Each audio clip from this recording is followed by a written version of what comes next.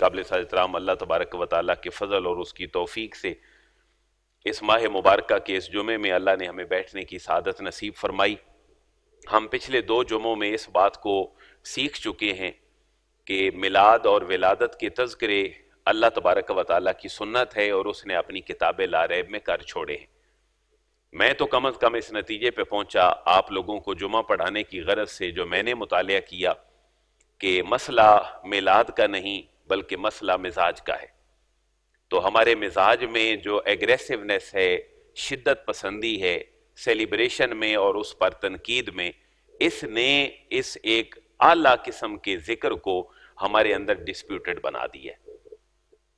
تو آج کا ہمارا موضوع ماڈل میلاد کے حوالے سے ہی آگے چلے گا، اور وہ صحیح بخاری کا ایک پورا چیپٹر ہے جو میلاد سے بھی ریلیٹڈ ہے اور ہمارے روزمرہ کے معاملات کے حوالے سے بھی ریلیٹڈ ہے، اور وہ صحیح بخاری کا چیپٹر نمبر 46 ہے، جس کا موضوع ہی کتاب المظالم والغصب ہے۔ کتاب المظالم والغصب، مظالم ظلم سے نکلا ہے، اور غصب جو ہے وہ کسی کے حقوق کی پامالی، غصب غضب نہیں بلکہ غصب ہے۔ میں اس کی مثال کے لیے، تاکہ ٹائٹل واضح ہو جائے، کہ آپ کا کسی گلی محلے میں کسی سڑک پہ غلط گاڑی پارک کرنا بھی غصب ہے، کیونکہ آپ نے لوگوں کے لیے چلنے پھرنے والے راستے کو بھی کیا کر دیا ہے، روک دیا ہے۔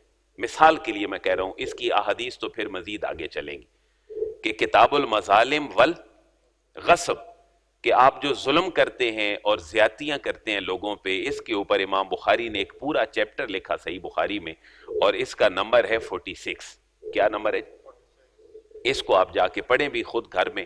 آپ کی اپلیکیشن جو ہیں وہ اینڈرائیڈ اور دوسرے موبائل میں آج کل پوری بخاری کم از کم 3 زبانوں کے ساتھ جو ہے وہ ہمیں مل جاتی ہے، اردو، عربی اور انگلش میں۔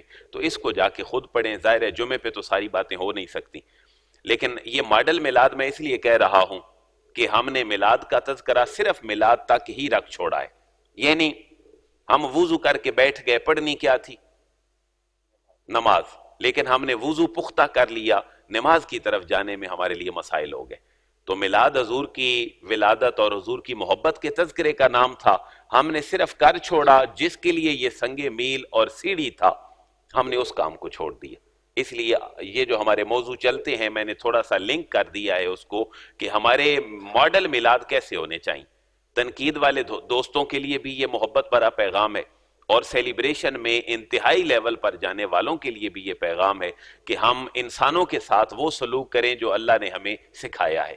آج دنیا کا بہت بڑا مسئلہ 7.5 ارب انسانوں کی آبادی کا وہ انسانیت ہے۔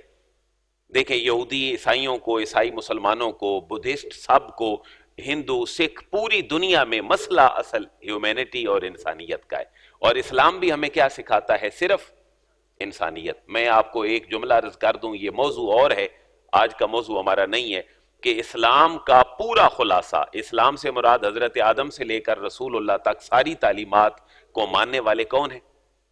مسلمان ہیں، اور اللہ نے اسلام اور مسلمان ہی سب کا مذہب رکھا ہے۔ باقی شریعتوں میں ہلکا پھلکا اختلاف شریعت موسوی، شریعت عیسوی، شریعت محمدی میں ہوتا رہتا ہے۔ آسمانی اور ڈیوائن آرڈر کی مین ہیڈنگ صرف بیسک ہیومن رائٹس ہیں۔ دیکھیں قرآن میں جو سزاؤں کا فلسفہ ہے، یہ صرف اور صرف انسانیت کی پروٹیکشن کے لیے۔ میں نے اس پہ جمعے پڑھائے ہیں کافی، لیکن دوست اگر کو نیا ہو تو ریمائنڈ ہو جائے گا، موضوع کو سمجھنے میں آسانی ہوگی، کہ ہماری ساری سزائیں، چوری، ہاتھ کٹنا، کسی کے مال، کسی کی عزت اور کسی کی جان پہ اگر حرف آئے گا تو اسلام آپ کو سزا دے گا۔ دیکھیں انتہائی گہرائی میں دیکھیں تو روزہ نہ رکھنے والے کے لیے اسلام نے کوئی سزا نہیں رکھی، نماز نہ پڑھنے والے کے لیے بظاہر کسی فقیہ کے نزدیک کوئی سزا نہیں ہے۔ صاحب حیثیت آدمی پہ حج فرض تھا، اس نے ساری عمر نہیں کیا، تو سزا اللہ نے بظاہر کوئی نہیں رکھی۔ اگر کسی مجتہد نے، کسی فقیہ نے رکھی ہے تو وہ اس کی اپنی انٹلیکچوئل میتھڈالوجی ہے، جس کو ہم اجتہاد کہتے ہیں۔ قید کر دو ایک بندے کو، جب تک نماز نہیں پڑھتا، نماز پڑھنا شروع کر دے اس کو قید سے رہا کر دو۔ لیکن میرے اور آپ کے حقوق اگر کوئی وائلیٹ کرے گا تو اس کے لیے سزائیں ہیں۔ مثلا حقوق 3 ہمارے رائٹ سے ریلیٹڈ ہیں، ایک جان، ایک مال اور ایک عزت۔ کتنے جی؟ 3، جان، مال اور عزت۔ میری جان پہ اگر کوئی حرف اٹھاتا ہے یا تلوار اٹھاتا ہے تو اس کی سزا جان کے بدلے جان ہے، آنکھ کے بدلے یہ قرآن کے الفاظ ہے، وَسِنُّ بِسِنِّ، دانت کے بدلے دانت ہے. یہ میری جان کے حوالے سے اللہ نے مجھے پروٹیکشن دی ہے، ایک جھگی والے کو بھی اور ایک محل اور کوٹھی والے کو بھی. اور پھر میری عزت کے اوپر اگر کسی نے حرف ڈالا ہے تو اس کی 3 سزائیں. چھوٹے درجے کی سزا یہ ہے کہ اگر کسی نے تہمت لگا دی تو اس کی سزا کتنی ہے؟ 80 کوڑے. تو یہ میری عزت کیوں؟ کسی نے کہا جی میں شراب پی رہا تھا، ثابت کرو ورنہ تو میں 80 کوڑے لگیں گے. ثابت ہو جائے گا تو پھر مجھے لگیں گے جو اس کام میں انوالو تھا. یہ پہلی سزا ہے چھوٹے درجے کی. اگر کسی نے عزت کے اوپر ہاتھ ڈالا ہے اور وہ غیر شادی شدہ ہے تو اس کی سزا کیا ہے؟ 100 کوڑے. کسی نے زنا کے فعل کا وہ مرتکب ہوا، اس کی سزا 100 کوڑے ہے. لیکن اگر وہ شادی شدہ تھا اور اس کام میں ملوث ہوا تو اسلام اس کا زندہ رہنا ہی پسند نہیں کرتا اور اتنی کڑی سزا دیتا ہے کہ لوگوں کے لیے عبرت کا نشان بنے کہ اس کو سینے تک زمین میں گڑھا کھود کے دباؤ، اس کے ہاتھ بھی زمین میں دبے ہوں تاکہ ریزسٹ نہ کر سکے، پھر اس کو پتھر مارنے شروع کرو. اور یہ انتہائی عبرتناک سزا کی ابتدا وہ بندہ کرے گا جس نے اس کے خلاف کیس دائر کیا تھا، تاکہ وہ انتہائی کرب والی کیفیت دیکھے. تو اگر وہ کسی اور پروسیجر سے آگے بھی لے آیا، کیس کو جیت گیا، تو کہیں جھوٹا تھا تو واپس آ جائے، نہیں میں غلط تھا اس وجہ سے اس کو سزا نہ دو. تو عزت کے حوالے سے بھی کتنی ہی سزائیں دے دی اسلام نے؟ 3. یہ کہاں لکھی ہیں جی ساری سزائیں؟ سورہ نور میں. سورہ نور میں صرف اس کی 62-63 آیات ہیں. اس کا ترجمہ کہیں پڑھیں، یہاں بھی ترجمہ اویلیبل ہے تفاسیر، اس کو پڑھیں تاکہ ہم آگاہی پیدا کر سکیں معاشرے میں کہ ہم لوگوں کی عزتوں اور ان کے جان مال کو نہ چھیڑیں. تو جان کی سزائیں بھی 2 اور عزت کی سزائیں 3 ہیں، اور جو آپ کا مال ہے اس کی سزائیں بھی 2 ہیں. آپ اگر چوری کریں گے تو ہاتھ کٹے گا، آپ ڈاکہ ڈالیں گے تو مخالف سمت میں ہاتھ پاؤں کٹ جائے گا. ڈاکہ تھوڑا بھی ہو تو سزا بڑی ہے. اس پہ میں نے عرض کر دیا تھا کہ وجہ کیا ہے. آپ جب ڈاکہ ڈالتے ہیں تو جس کو ڈاکہ ڈال رہا ہے وہ اویئر ہے، وہ ریزسٹ کر رہا ہے، اور آپ کا غصہ ڈاکو چور کا وہ اس کی جان بھی لے سکتا ہے. اس لیے ڈاکو کی سزا چوری کے مقابلے میں شریعت نے ڈبل رکھی ہے. بے شک اگر چوری ہوئی 1,00,000 کی اور ڈاکہ ہوا 70,000 کا تو سزا ڈاکے کی زیادہ ہی ملے گی، حالانکہ رقم اس میں کم چوری ہوئی. تو یہ باتیں ہمارے سمجھنے کی ہیں کہ جان مال اور عزت کا تحفظ یہ اللہ چاہتا ہے کہ ہو، صرف مسلمانوں کا یا باقیوں کا بھی؟ سب کا. ایک انسان کا قتل پوری انسانیت کا قتل ہے. تو انسانیت کو ایذا اور تکلیف یہ بھی اللہ جو ہے اس کو بڑا کنڈیم فرماتا ہے. اب آپ کو موضوع سمجھ آ جانا چاہیے کہ صحیح بخاری کا چیپٹر نمبر 46 ہے، جس کا ٹائٹل ہی کیا ہے؟ کتاب المظالم والغصب. کہ آپ نے ظلم نہیں کرنا، آپ نے کسی کی چیز غصب نہیں کرنی، آپ نے کسی کا ٹائم ویسٹ نہیں کرنا، یہ بھی تو غصب ہے. اس لیے اپنا ٹائم بھی ضائع نہیں کرنا، یہ بھی بہت بڑا ظلم ہے، کیونکہ ٹائم کی قدر جو ہے یہ اسلام سب سے پہلے ہمیں سکھاتا ہے. ایک حدیث مبارکہ ایک جامع اور کمپریہنسو ورڈنگ کے ساتھ، جس کو آپ فریزل ورب یا ایڈیمز کہتے ہیں، آپ اس میں سے سنیں. دیکھیں اللہ کے نبی نے کتنی شاندار باتیں فرما دی. آپ نے فرمایا الظلم ظلمات یوم القیامہ. ایک حدیث ہے لیکن میری اور آپ کی انسانیت کو معراج پہ لے جانے والی ہے. حدیث نمبر ہے بخاری کا 2448. کیا نمبر ہے؟ 2448. حضور نے فرمایا، حضرت ابن عمر رضی اللہ تعالیٰ عنہ اس کے راوی ہیں، نبی اللہ کے حبیب سے روایت ہے صلی اللہ علیہ وسلم قال، آپ نے فرمایا الظلم ظلمات یوم القیامہ. اس کو یاد کر لیں، الظلم ظلمات یوم القیامہ. تمہارا دنیا میں ایک ظلم تمہارے قیامت والے دن بہت ساری تاریکیوں کا سبب بن جائے گا. تم نے دنیا میں ایک ظلم کیا ہوگا لیکن قیامت والے دن تمہارے لیے تاریکیاں آ جائیں گی، کیونکہ ظلم کے 2 معنی ہیں. ایک نور کے اپوزٹ ہے، نور کہتے ہیں لائٹ اور روشنی کو، تو ظلم کہتے ہیں تاریکی کو. اور دنیاوی جو ظلم ہے یہ کہتے ہیں کسی چیز کو ایسی جگہ پہ رکھنا جہاں وہ رکھنے کے لائق نہیں تھی. ٹوپی پہننی تھی سر پہ، آپ نے پھینک دی راستے میں، تو لٹرل میننگ کے اعتبار سے یہ بھی کیا ہے؟ یہ ظلم ہے. اس لیے مثال فقہا نے ساری مثالیں لکھی کہ آپ نے اپنی جگہ پہ چیزیں نہیں رکھی تو یہ بھی تو ظلم ہے. آپ کو سوکس اتار کے کہاں رکھنی چاہیے تھی وہاں نہیں رکھی، یہ بھی تو ظلم ہے. اس لیے قرآن کا جہاں مقام بنتا تھا وہاں نہیں رکھا اپنے جسے اور جسامت کے اعتبار سے، تو یہ بھی ظلم ہے. اس لیے ظلم لغوی معنی ہے کسی چیز کو جہاں رکھنا تھا وہاں نہیں رکھا. آپ کے گھر مہمان آئے، میں مثال کے لیے عرض کر رہا ہوں، آپ نے ان کے ساتھ بیہیو صحیح نہیں کیا تو یہ بھی کیا ہے؟ یہ ظلم ہے. آپ نے راستے سے تکلیف دہ چیز نہیں ہٹائی، خود پھینکنے کا سبب بن گئی، یہ بھی کیا ہے؟ ظلم ہے. اور ظلم نہیں ہے، یہ ظلم ہے. ہم یہ لفظ بھی غلط پڑھتے ہیں. یہ اصل لفظ کیا ہے؟ ظلم. ظلم نہیں ہے بلکہ یہ اصل لفظ ہے ظلم، اور یہ قرآن اور حدیث دونوں کا لفظ ہے. تو الظلم ظلمات یوم القیامہ، قیامت والے دن ایک دنیا کا جو ظلم ہے وہ بہت ساری تاریکیوں کا سبب بن جائے گا. اللہ کے حبیب نے پوچھا صحابہ کرام سے، صحابہ جانتے ہو مل مفلس، افلاس والا، غربت والا کون ہے؟ تو صحابہ کرام نے عرض کی یا رسول اللہ لیس لہ درہم ولا دینار، جس کے پاس درہم دینار نہ ہو وہ غریب ہے. آپ نے فرمایا نہیں، مفلس وہ نہیں ہے جس کے پاس درہم اور دینار نہ ہو. آپ نے فرمایا مفلس وہ ہے جو قیامت والے دن بظاہر تو اپنی نیکیوں، نماز و روزوں کے ساتھ آئے گا، لیکن کسی کا اس نے حق غصب کیا ہوگا تو وہ آ جائے گا، اور پھر جب اس کی نیکیاں نہیں ہوں گی تو اس کے گناہ اس کے پلڑے میں ڈال دیے جائیں گے، یا پھر اس کی نیکیاں لے کر اس کو دے دی جائیں گی. حضور نے فرمایا یہ بندہ مفلس ہے. دنیاوی افلاس کا اعتبار نہیں ہے، افلاس قیامت والے دن کی گھڑیوں کا افلاس ہے، جب لوگ اپنی چیزیں لینے کے لیے آ جائیں گے. آپ ذرا سوچیں نا، ہم نہیں ایجوکیٹ کرتے اپنی نوجوان نسل کو، نہ ممبر سے ایجوکیشن آتی ہے نہ آپ لوگ کرتے ہیں، کیونکہ آپ کو کرنے کے لیے بھی تو آپ کو پہلے علم چاہیے.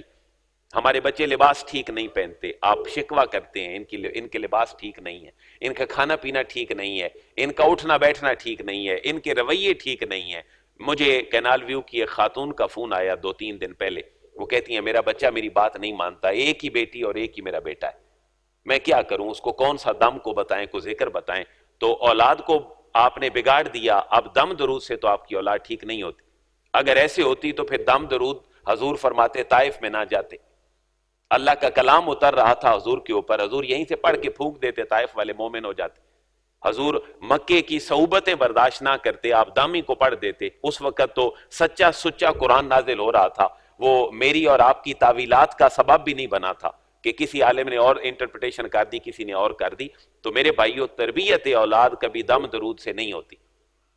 آپ خود ہی بگاڑ بنتے ہیں اپنی نسل کے سبب کا، اس کا سبب بنتے ہیں، پھر بعد میں ہمارے لیے مسائل پیدا ہو جاتے ہیں. اس لیے یہ جملہ اپنے ذہن میں رکھ لیں، کتاب المظالم والغصب، اور صحیح بخاری کا چیپٹر نمبر 46 ہے، اس لیے برڈ آئی ویو ہی ہوگا، اس کو آپ خود پڑھیں گے، کتاب المظالم والغصب. امام بخاری نے اس کے شروع میں 5-7 پہلے آیات مبارکہ لکھی ہیں سورہ ابراہیم کی، جس میں ظلم کے حوالے سے امام بخاری نے استدلال کیا کہ اللہ کو ہر چیز پسند آ سکتی ہے، اللہ ہر چیز سے درگزر فرما سکتا ہے، لیکن اللہ تبارک و تعالیٰ کبھی ظلم کو پسند نہیں فرماتا. اس لیے سب سے بڑا ظلم اللہ کے ساتھ یہ ہے کہ اللہ کے مد مقابل کسی کو شریک بنا لیا جائے. تو الشرک ظلم عظیم، شرک سب سے بڑا ظلم ہے، اللہ اس کو معاف کبھی بھی نہیں کرتا. تو ظلم کو اللہ کبھی بھی معاف نہیں کرتا، کیونکہ اللہ نے پہلے آگاہی دی ہے، پھر ظلم سے روکا ہے، پہلے تربیت کی ہے، پھر ظلم سے روکا ہے، پہلے ایجوکیشن کی بات کی ہے، فوراً انسان کو پکڑ نہیں لیا. تو سب سے پہلی حدیث مبارکہ یہ ہے کہ الظلم و ظلمات یوم القیامہ، کہ دنیا میں تمہارا ایک ظلم تمہارے قیامت والے دن بہت ساری تاریکیوں کا سبب بن جائے گا. پھر مسلمان کی مدد کرے، اس پر ظلم نہ کرے. ظلم میں نے بہت سارے عرض کر دیے، یہ سارے ظلم ہیں. ہم سڑک کو نہیں بچاتے. میں ایک پہلے حدیث اور عرض کر دوں، پھر میں اس حدیث کی طرف آتا ہوں. مظلوم کی مدد کرو، حضور نے فرمایا مظلوم کی مدد کرو. کیسے؟ پوری حدیث ذرا سنیں. حضرت براء بن عازب رضی اللہ تعالیٰ عنہ کہتے ہیں امرنا النبی بسبع، حضور نے ہمیں 7 چیزوں کا حکم عطا فرمایا. یہ حدیث کتاب الادب میں بھی ہم نے پڑھی تھی. نمبر 1 آپ نے فرمایا عیادت المریض، کیا کرو؟ مریض کی عیادت کرو. ہم اس پہ بات کر چکے ہیں. اللہ کے حبیب نے فرمایا ایک دعا ایسی بھی ہے، کتاب الجنائز میں ہے، کہ اگر تم کسی مریض کے پاس جا کے پڑھو اور اس کو اللہ نے اس کی موت نہ لکھی ہو اس بیماری میں، تو اللہ اس کو ضرور شفا عطا فرمائے گا. اسأل اللہ العظیم رب العرش العظیم ان یشفیک. حضور نے فرمایا 7 دفعہ پڑھو، تو اللہ تعالیٰ نے اگر اس مرض میں اس کا موت نہیں لکھی تو پھر اللہ اس کو ضرور شفا عطا فرما دے گا. تو یہ عیادت مریض ہے، یہ بھی کرو. اگر نہیں کرو گے تو تم ظالم ہو. اور پھر واتباع الجنائز، تم جنازوں کے ساتھ جاؤ، اس لیے کہ اگر نہیں جاؤ گے تو پھر تمہارے جنازے کے ساتھ بھی کوئی نہیں جائے گا. تو شریعت کی پامالی نہ کرو.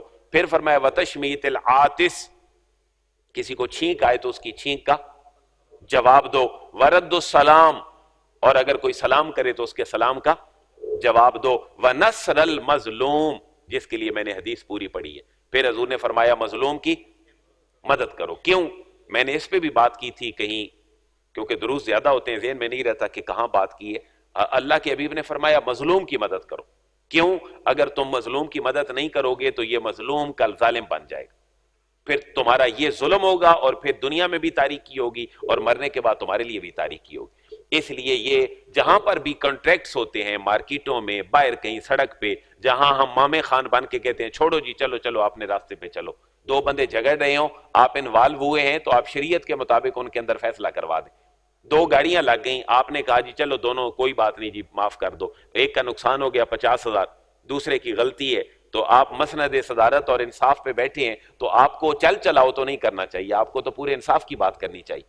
اس لیے وَنَصْرِ الْمَظْلُوم، مظلوم کی مدد کرو، اگر مظلوم کی مدد نہیں کرو گے تو کل مظلوم، یہ بات اپنے ذہن میں بٹھا لیں، مظلوم کی مدد نہیں کرو گے تو کل مظلوم، پھر حضور نے فرمایا ظالم کی بھی مدد کرو مظلوم کی بھی مدد کرو، یہ بھی حدیث آپ نے سنی ہوگی، ایک جگہ پہ فرمایا مظلوم کی مدد کرو، ایک جگہ پہ فرمایا ظالم اور مظلوم دونوں کی مدد کرو، ایک حدیث کے اور الفاظ ہیں قاتل اور مقتول دونوں کی مدد کرو۔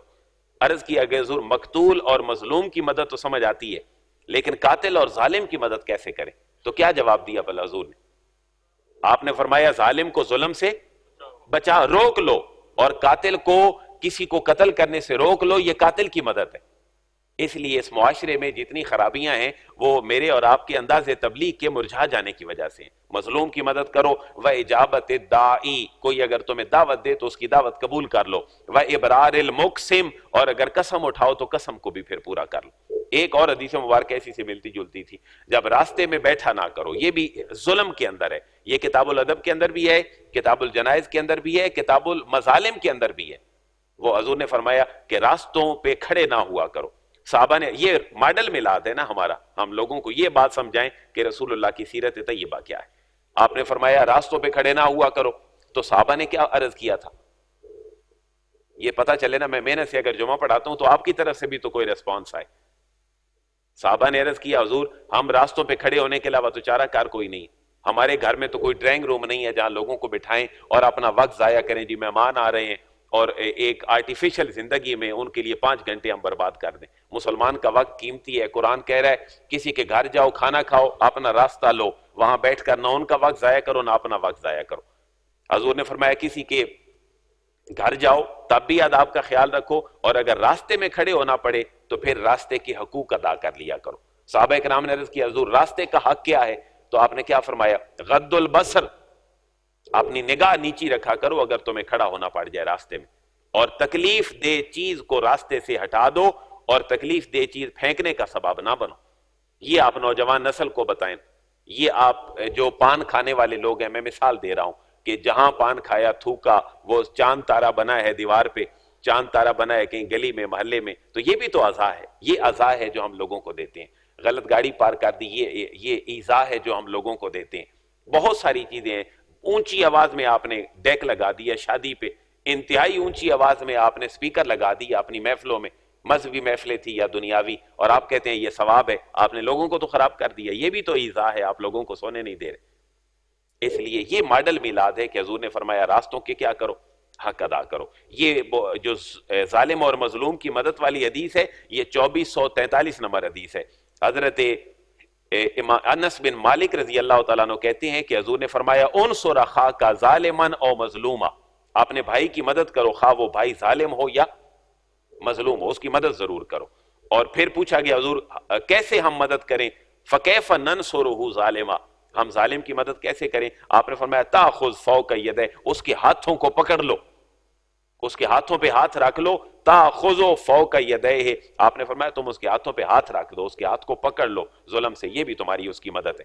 پھر صرف ظلم سے روک کے کوئی آگے ہمیں راستہ بھی دیا ہے کہ اس راستے پہ چلو، ہاں اللہ کے نبی سے یہ روایت ہے حضرت ابو موسیٰ رضی اللہ تعالیٰ عنہ کی، ان النبی صلی اللہ علیہ وسلم المومن للمومن کالبنیان، مومن مومن کے لیے ایک دیوار کی طرح ہے، مومن مومن کے لیے ایک دیوار کی طرح ہے، کیا اس دیوار کے نیچے سے اینٹیں کھینچ لو؟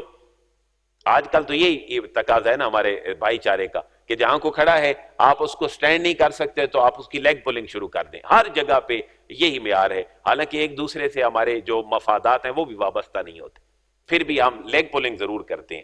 تو فرمایا مومن مومن کے لیے کل بنیان، ایک دیوار کی طرح، مومن مومن کے لیے ایک دیوار کی طرح ہے، یہ شد و باز و بازا، جیسی بعض اینٹیں بعض اینٹوں کو بڑا شدید بنا دیتی ہیں پکڑ کے، وَشَبَّكَ بَيْنَ أَصَابِعِهِ، یہ جو میں آپ کے سامنے کر رہا ہوں نا حدیث کے الفاظ ہیں، وَشَبَّكَ بَيْنَ أَصَابِعِهِ، اور راوی کہتے ہیں رسول اللہ نے اپنی ہاتھ کی انگلیاں دوسرے ہاتھ میں ڈالیں اور ہمیں ممبر پہ بیٹھ کے یوں سمجھایا کہ مومن مومن کی طرح یوں مضبوط ہوتا ہے۔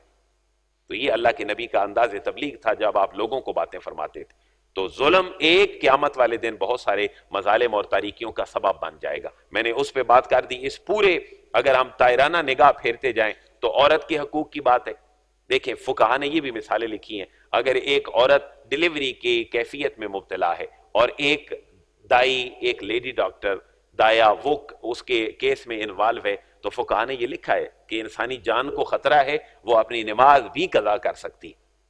دیکھیں انسان کو کتنا اللہ تبارک و تعالیٰ نے سٹینڈ کیا ہے کہ انسانی جان کا خطرہ ہے تو وہ اپنی نماز بھی قضا کر سکتی ہے، پھر اپنی نماز بعد میں پڑھ لے تاکہ یہ ایک انسان جو ہے یہ محفوظ ہو جائے۔ فقہا نے اپنی کتابوں میں یہ بات بھی لکھی ہے، آپ کہیں نماز پڑھ رہے ہیں صحرا میں، ظاہر فقہا جس زمانے میں تھے وہاں مال تو تھے نہیں، صحرا کی مثالیں ہیں، ہم ان کو کہیں بھی اپلائی کر سکتے ہیں۔ تو حضور نے فرمایا اگر تم نماز پڑھ رہے ہو، فقہا نے یہ بڑی تفصیل سے لکھی بات کہ آپ نماز پڑھ رہے ہیں اور آپ کے سامنے ایک کنواں ہے اور ایک نابینا بندہ آ رہا ہے، آپ دیکھتے ہیں کہ اگر میں نے اس کو روکا نہ تو اس کو تو نظر نہیں آئے گا، وہ کنویں میں گر پڑے گا، تو فقہا نے یہ لکھا اس کے لیے نماز توڑنا جائز ہے، اس بندے کے لیے نماز توڑنا، وجہ کہ یہ بندہ اگر گر گیا تو کوئی اس کا بازو ٹوٹ جائے گا، کوئی اس کی ٹانگ ٹوٹ جائے گی، یہ پریشانی میں مبتلا ہو جائے گا، اس لیے حضور نے فرمایا کہ اس کی جو نماز ہے یہ اپنی نماز بعد میں پڑھ سکتا ہے۔ تو کتنا سارا اسلام نے انسانیت کو پروموٹ کیا ہے، لیکن ہم انسانیت کا خیال نہیں کرتے۔ ہم جن لوگوں کے انسان ہونے کی مثالیں دیتے ہیں تو وہ تو اپنے مینوفیکچرر کے ہی مخالف ہیں، وہ تو اپنے رب کو ہی بھول چکے ہیں، صرف وہاں نظام ہے جس نظام کے اندر وہ باؤنڈ ہے، اور وہ نظام بھی مشینوں کا نظام ہے۔ میں اور آپ بھی آئے ہیں ای چلان میں تو سارے سیدھے ہو گئے، اور یہ بھی ذہن میں رکھیں اگر اسلامی سزائیں نافذ ہو جائیں، اللہ توفیق دے ان کو حکمرانوں کو، اگر یہ اسلامی سزائیں نافذ کر دیں، آپ یقین مانیں آپ کے معاشرے کے 70% جرائم ختم ہو جائیں۔ ایک آدھ بندے کا کینال ویو میں اگر ہاتھ کٹ گیا جس نے چوری کی، یہ گیٹ بند ہونے کھولنے کا سلسلہ چلتا رہا 2 مہینے، تو بہت سارے اس کے پیچھے لوازمات سننے کو ملے، سیکورٹی کا مسئلہ ہے، چوریاں ہو جاتی ہیں۔ تو اگر ایک بندے کو ہینگ کر دیا گیا اس کی جرم کی پاداش میں اور پکا سٹیمپڈ ہو گیا، وہ پورے سسٹم میں آ گیا، تو وہ تو لوگوں کو تبلیغ نہیں کرے گا، لوگوں کو کیا کہے گا تم بھی چوری کرو، بلکہ کیا کہے گا نہ کرو۔ کٹے ہوئے ہاتھ کو جب لے کے جائے گا تو یقیناً 90% لوگ یہی سمجھیں گے کہ اس نے چوری کی ہے۔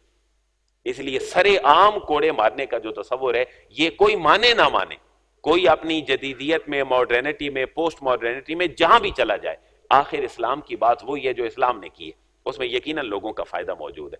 آپ مجرم کو سزا دینا اسلام کا 50% ماٹو ہے، لیکن جو ناظرین ہیں ان کو عبرت ان کو دینا، یہ اسلام کا 50% ماٹو ہے۔ اسلام لوگوں کو مارنا نہیں چاہتا، اسلام لوگوں کی اصلاح چاہتا ہے۔ دیکھیں پہلے 13 سالوں میں حضور نے تلوار تو نہیں اٹھائی مکہ میں، غزوہ بدر، غزوہ احد، غزوہ خندق، حضور کی زندگی کے 19 غزوات اور سیرت نگاروں کے نزدیک 27 غزوات، مکے کی زندگی میں تو ایک غزوہ بھی نہیں۔ حضور مکہ سے کہاں تشریف لائے؟ مدینہ طیبہ، یہاں غزوات کی پھر ابتدا ہے، کیونکہ یہ ایک طریق ہے جس کے اوپر اسلام اب پہنچ چکا ہے۔ بس ہم نے تبلیغ کی اللہ رسول کی، تم نے ہمیں جینے نہیں دیا مکہ میں، ہم نے تنگ آ کر 13 سالوں کے بعد مکہ بھی کیا کر دیا، چھوڑ دیا، پھر ہم کہاں آ گئے؟ مدینہ طیبہ۔ اللہ فرما رہے محبوب اب اپالوجیٹک رویہ جو ہے یہ میری بھی منشا کے مطابق نہیں، کوئی فلیکسیبلٹی اور لچک نہیں ہونی چاہیے، اب محبوب تلوار اٹھائیں، لیکن دیکھیں تلوار بھی محبوب اٹھا کے ان کے پیچھے نہ پڑ جائیں، کوئی آئے تو دفاعی پوزیشن پہ آپ کھڑے ہو جائیں۔ غزوہ بدر مکے کے قریب نہیں ہے بلکہ مدینے کے قریب ہے، غزوہ احد مدینے کے قریب ہے، اور غزوہ خندق ہوا ہی تب جب مدینے کی باؤنڈری میں خندق کھودی گئی۔ تو مسلمانوں نے تو کسی کے اوپر جا کے حملہ نہیں کیا، بلکہ مسلمانوں نے حملوں کا کیا کیا؟ یہ میرے اور آپ کی گھر کی پالیسی بھی ہونی چاہیے کہ ہم لوگوں کے حقوق کیسے جو ہے وہ ان تک پہنچا دیں۔ اب زمینوں پر جو غصب اور قبضہ ہے یہ آج کل کا مافیا پورا متحرک ہے، ہر زمانے میں ہوتا ہے۔ اللہ کی بات بتا دی، 2452 حدیث ہے، یہ ہر پراپرٹی ڈیلر کو اپنی دکان کے سامنے لگانی چاہیے۔ حضرت سعید بن زید رضی اللہ تعالیٰ عنہ کہتے ہیں سمعت رسول اللہ، میں نے اللہ کے حبیب سے سنا، یقول، آپ فرماتے تھے، من ظلم من الارض، جس نے تھوڑی سی بھی زمین ظلم کر کے لی، شیئا، تھوڑی سی، شیئا کا معنی کیا ہے؟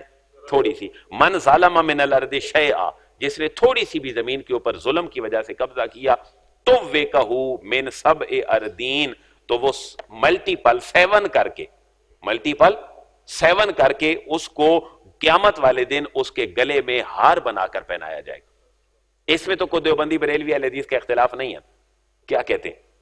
یہ تو اللہ کے نبی کے وہ احکامات ہیں جن میں سے ہم میں سے ہر ایک بندہ ریلیٹڈ ہے، جس سے مساجد ریلیٹڈ ہے۔ ہم اسلام کے نام پر مسجد کی چار دیواری بڑھا نہیں سکتے۔ حضور نے مکہ سے مدینے جا کے زمین پر قبضہ نہیں کیا، بلکہ زمین کو خریدا ہے، اور جن کی تھی ان کو پیمنٹ کی ہے باقاعدہ سے۔ ساری مساجد کا یہی حال ہے۔ تو یہ ضرور احادیث مبارکہ ان دوستوں تک پہنچے۔ منظر یہاں میں نے عرض کیا کینال برگ کے ایک بزرگ میرے پاس آئے، 80 راؤنڈ اباؤٹ ان کی ایج ہے، اور اولاد شاید نہیں تھی یا کوئی مسئلہ تھا، میاں بیوی سے کوئی جائیداد وکیل ہتھیا کے لے گیا۔ تو یہ بھی تو ایک ظلم ہے اس معاشرے کا کہ پڑھا لکھا طبقہ یوں کرتا ہے۔ تو اس نے بابا جی کو رینٹ پہ چڑھا دیا، ان کی کاغذی کاروائی پوری کر کے خود پہلے رینٹ پہ رہنے لگا، اور پھر بابا جی کو رینٹ پہ چڑھا دیا کہ نہیں مکان تو میرا ہے۔ بابا جی جب اپنے گاؤں پنڈ میں دیہات میں گئے تو لوگوں نے کہا کہ آپ نے ہمیں زمین دی نہیں تھی، آپ نے اپنی زمین بیچ دی ہمیں بتائے بغیر۔ تو وہ کہتے ہیں میں نے تو نہیں بیچی، یہ جس نے بیچی ہے وہ کون ہے؟ تو وہ وہی ہے جو ان کا کیس لڑ رہا ہے۔ تو یہ تربیت جب تک نہیں ہوگی اس وقت تک ہم کبھی بھی سنور نہیں سکتے۔ من ظلم من الارض شیئا، جس نے تھوڑی سی بھی زمین ہتھیائی تو توّکہو من سبع اردین، 7 زمینوں کا جو توق ہے وہ اس کے گلے میں، حضور نے فرمایا کیا کیا جائے گا؟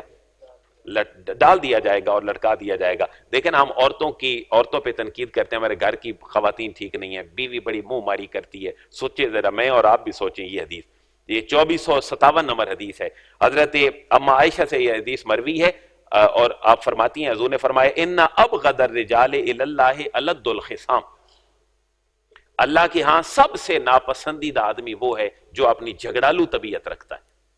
سب سے ناپسندیدہ ترین کون شخص ہے؟ جو جھگڑالو طبیعت رکھتا ہے۔ وہ گھر بیوی کے ساتھ ہو، بچوں کے ساتھ ہو، باہر معاشرے میں ہو، جھگڑالو شخص اللہ کو بہت ناپسند ہے۔ یہاں یہ بات نہیں لکھی ہو کہ جو نماز نہیں پڑھتا وہ ناپسند ہے، نماز بہت بڑی بات ہے، مومن کی معراج ہے، حضور کی آنکھوں کی ٹھنڈک ہے، لیکن اللہ کو ناپسند شخص وہ ہے جو سب سے زیادہ جھگڑالو طبیعت کا ہو۔